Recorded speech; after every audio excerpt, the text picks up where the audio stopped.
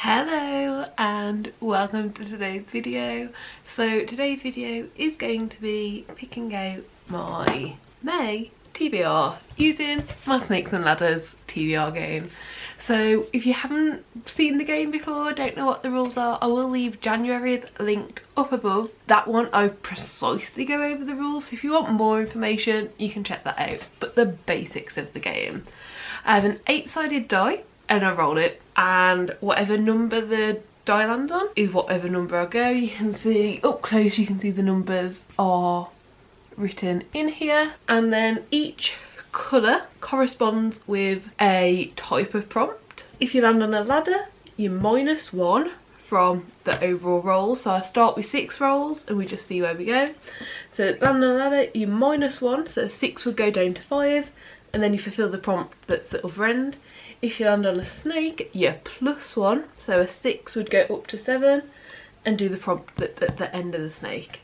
There are 4 shiny squares in here. If I land on any of them, I will explain them. So far, haven't landed on any, I don't think, so at some point I'm sure we will. And I just start off with the square that I finished on the previous month.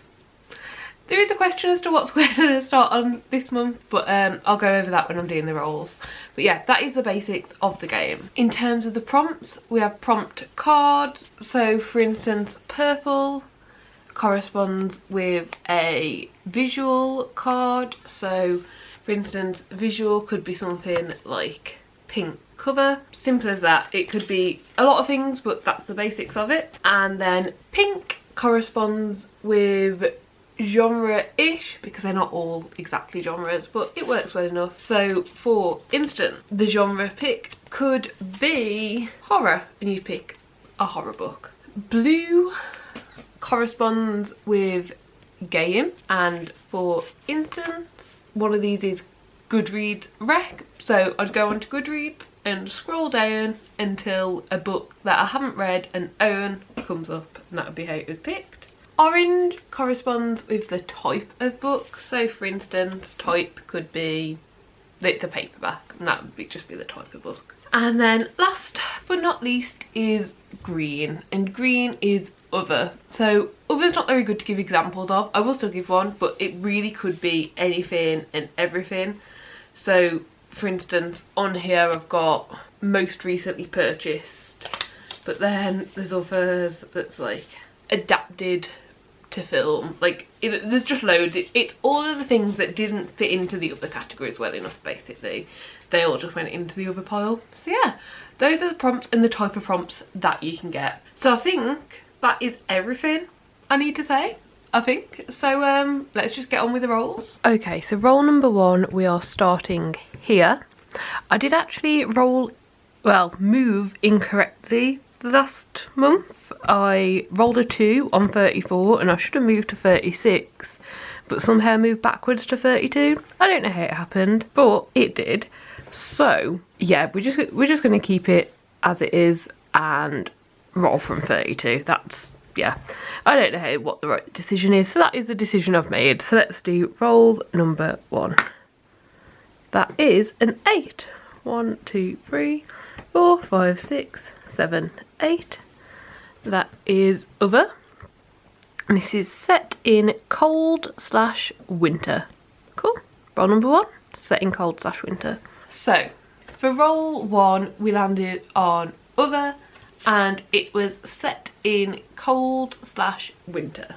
For this, I've decided to pick A Court of Thorns and Roses, and I'm pretty sure that this has got some like cold elements to it. I have read this first book in this series before, but many years ago, and I'm pretty sure I can remember that there are like cold elements, and I feel like there might be snow maybe on the ground to start off with, something like that.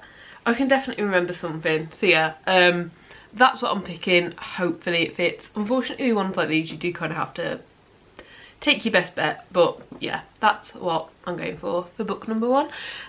So A Court of Thorns and Roses is also known as ACOTAR. This is a Sarah J Maas book, and this is book 1 in the series. We follow Feyre, who is a huntress.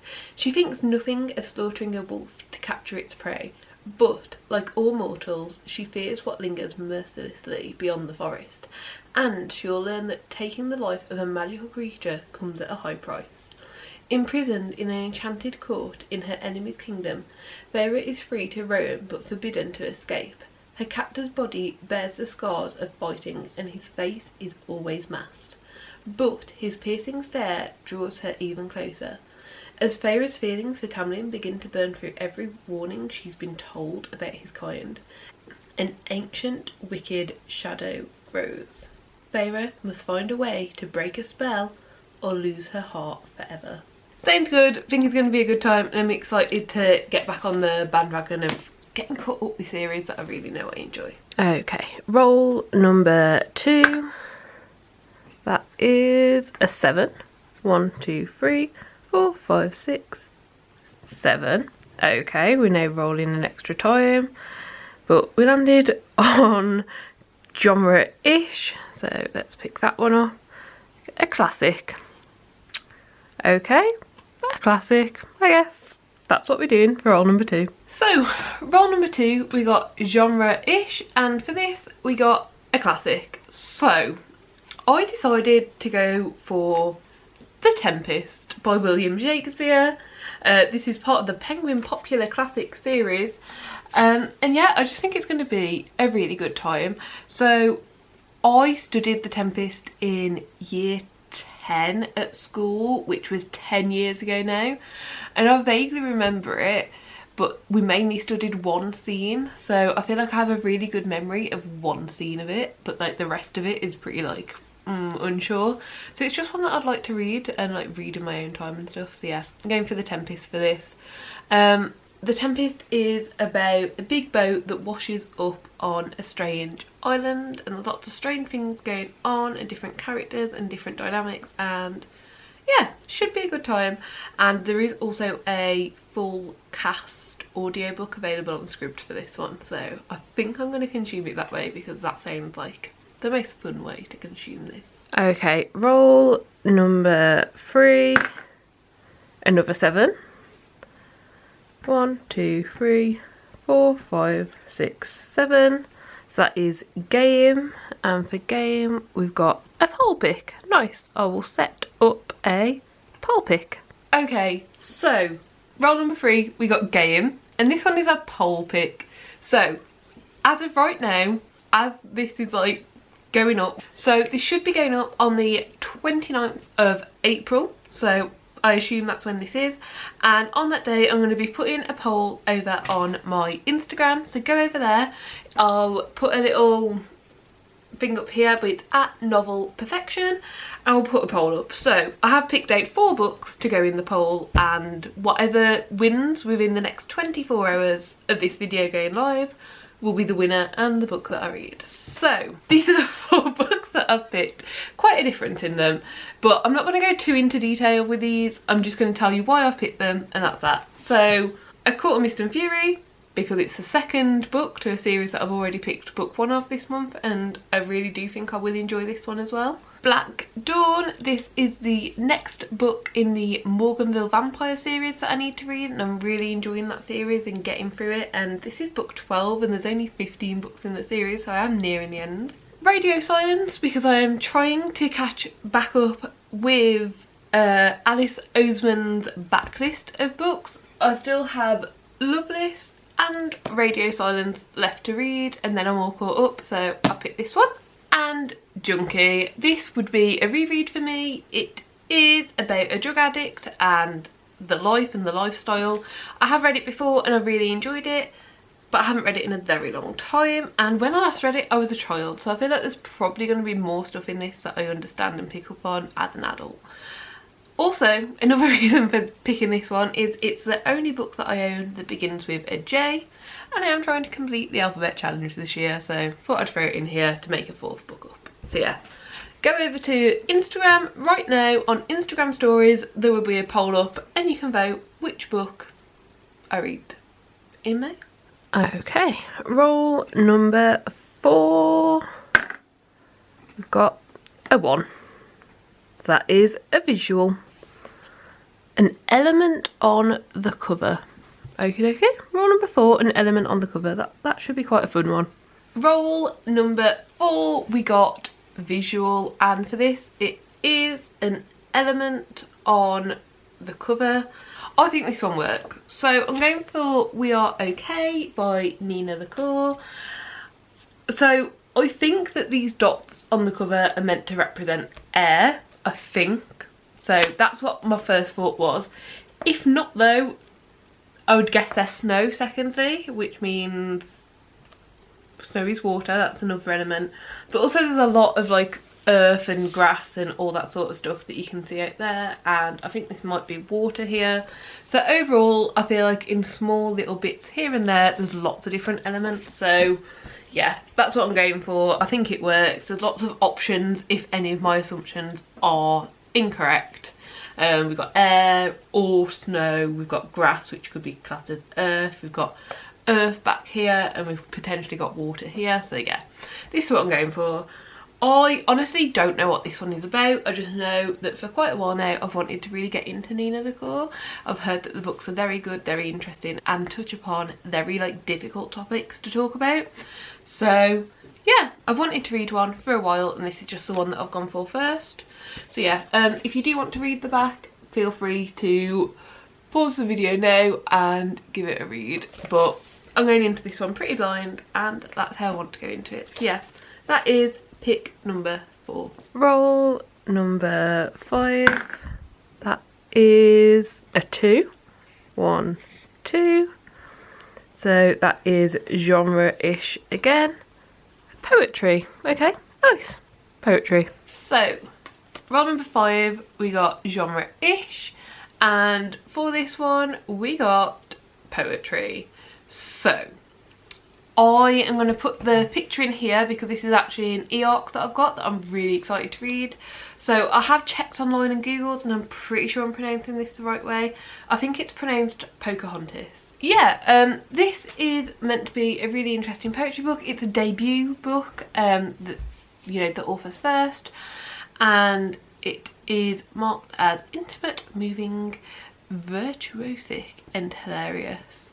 From what I can see, obviously I haven't looked too much into it because it's just a small poetry book. I want to like go with the flow, but a lot of it is going to be about mythology and stuff surrounding that. So yeah, I'm quite excited about this one. But so yeah, it's one that I don't know too much about, but I'm also not trying to look into it because it's only going to be small, so I want to learn as much as I can as I'm actually reading it. So yeah, that is number 5.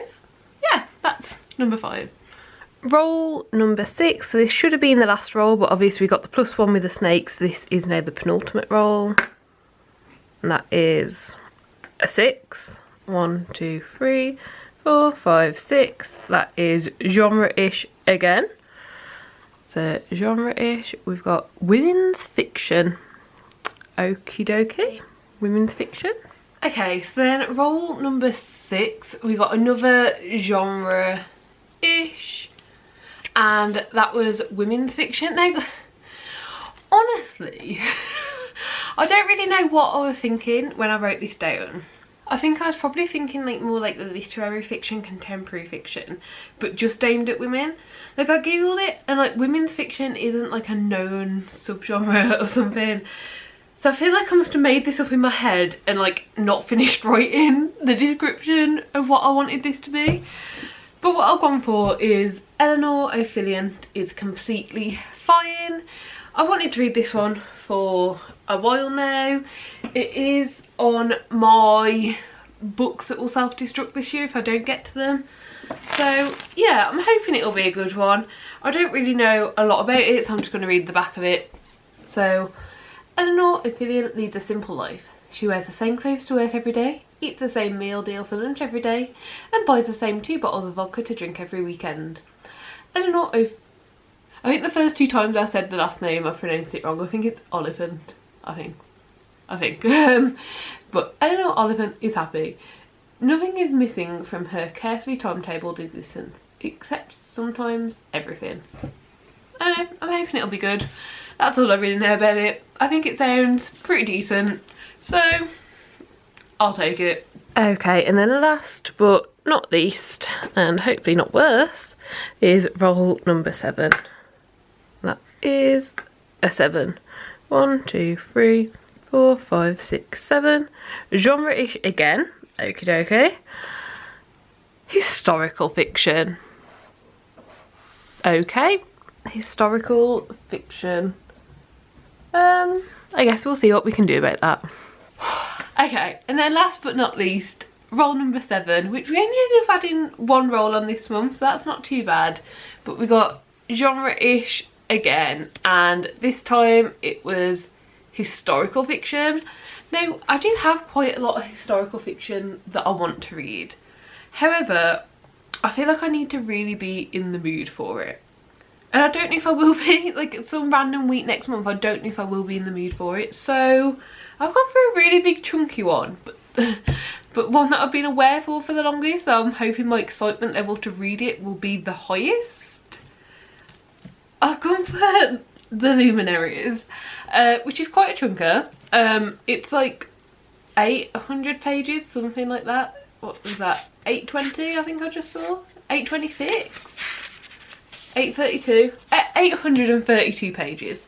So, you know, if I read this, this is like the only book I'll be able to read in a week. I can't read more than 800 pages in a week, I don't think. Like, maybe if I picked up some graphic novels, but I only have one, and it's an autumn one. So, yeah. Right, so, oh my god. My point is, I think this is going to be like, dedicate a week to just reading this. And I'm excited about it. This is one where I'm going to show the back of it here. And if you want to pause and read it, go for it. However, I'm just going to keep myself blank. Like, I've read the back of this so many times and I still can't, like, in my head, keep it in there, like, what it's about. So I'm just going to go in blind. I'm going to go in blind. I think it sounds really good. It's got a sticker, like a permanent sticker, which I'm not a fan of. But it does say, no major BBC TV series. So if I really enjoy it, I can even check that out as well. But yeah, I'm going to give this a go, because although it's been on my like mental TBR for really long, it hasn't been on my physical TBR for that long. And if I don't enjoy it, if I don't like it, it's really not the end of the world. As you can see by the sticker still on the front, I paid £1 for this from a charity shop. So, you know, it looks like it's in new condition. Someone else has brought this new and decided not to give this massive brick a go. But yeah, I will give it a go. So that was book number 7. And that is the game for this month. I had a really good time like playing and filming this and picking them out. I do think it's going to be an interesting reading month. Like, these are all books that I think a lot of them wouldn't naturally make it onto my TBR if I was just like mood reading and stuff. So I do think it's going to be quite interesting, and I think it's going to push me a little bit to figure out what I want to read. But yeah, that was the entire video. I do hope you enjoyed it.